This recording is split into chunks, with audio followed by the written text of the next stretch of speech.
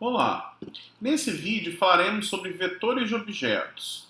Para declarar um vetor de objetos, deve-se trabalhar da mesma forma que se trabalha com os tipos primitivos. Então, o que a gente faz? Coloca o tipo, o nome da variável, o abre e fecha colchetes, new, o tipo com o tamanho. Só que aqui tem um detalhezinho importante, e eu achei importante trazer um exemplo para vocês para tratar dessa questão, tá? Quando eu faço esse new aqui com 100 pessoas, para criar um vetor de 100 pessoas, eu não estou chamando o construtor de cada uma dessas 100. Então, na realidade, eu estou alocando 100 espaços onde eu vou colocar pessoas ali dentro. Mas para colocar uma pessoa dentro do vetor, eu vou ter que alocar a pessoa, né? Eu vou ter que instanciar a pessoa chamando o seu construtor. Bem, eu criei aqui uma classe pessoa que ela tem dois atributos, string nome e entidade. Fiz aqui um construtor, onde eu setei essas informações e fiz os gets e sets, tá? Na realidade, eu até usei a própria ferramenta aqui do NetBeans, né? A gente pode vir aqui em Insert Code, construtor, eu escolhi os dois campos, tá? Escolhi os dois campos e pedi para gerar. E eu também posso ir em Insert Code, Getters e Setters não está aparecendo agora porque eu já gerei, e aí ele gerou esses gets e sets para mim. Isso é tão comum que a própria ferramenta já faz isso aí para a gente. Então, eu criei uma classe basicamente para trabalhar o nome e a idade, tá? Bem, vamos ver aqui então usando vetores objetos aqui. Eu fiz aqui um main bem básico, onde primeiro eu fiz um método aqui, ler pessoas, que lê 3 pessoas do teclado e retorna um vetor de pessoas. E depois eu fiz um outro método, imprimir pessoas, que recebe o vetor e imprime na tela, tá? Vamos ver primeiro esse ler pessoas aqui, que eu passei pedindo aqui para serem 3 pessoas. Bem, como é que ele funciona, né? Eu passo a quantidade aqui como parâmetro, e aí eu criei aqui um leitor, ó. Esse leitor é um scanner, né? Lembrar que eu tenho que importar aqui a classe scanner. E aí o que a gente fez? Eu criei um vetor de pessoas com aquela quantidade lá, tá? Mas aqui eu não tenho os objetos ainda, só tenho o espaço para colocá-los. Eu tenho que criar cada objeto através do seu construtor.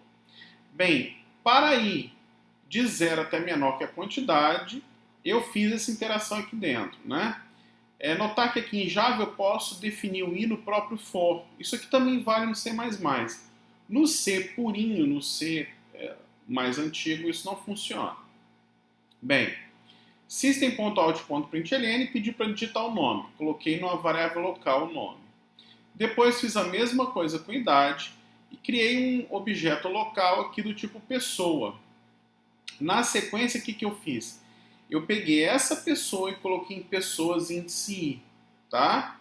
Então, nessa hora, ele faz um apontamento para esse objeto aqui. Então, um vetor aqui, em Java, ele é muito parecido em C com um vetor de ponteiros, um vetor de objetos, é muito parecido com um vetor de ponteiros para struct, né?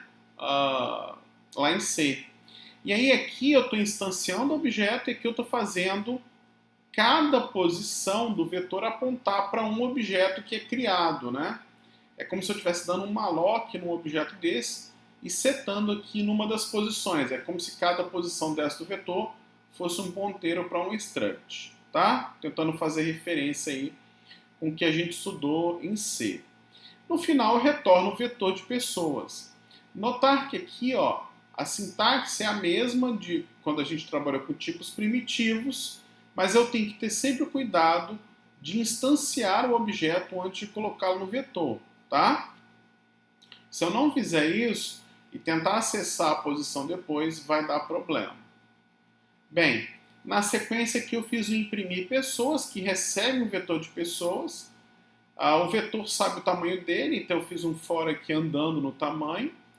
E aí eu pedi para cada uma das pessoas o nome dela, juntei com a palavra possui a idade anos. Então como é que ficou aqui a saída, né?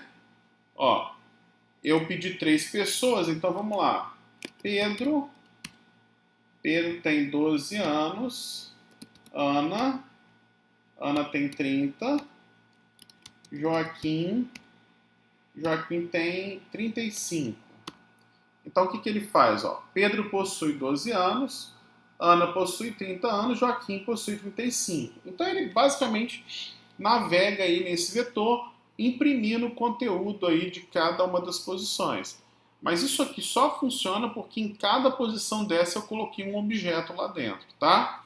Eu achei importante mostrar isso aí para vocês, porque esse erro é muito comum quando a gente começa a programar em Java, tá certo? Então, sobre vetores de objetos, era isso aí. Valeu!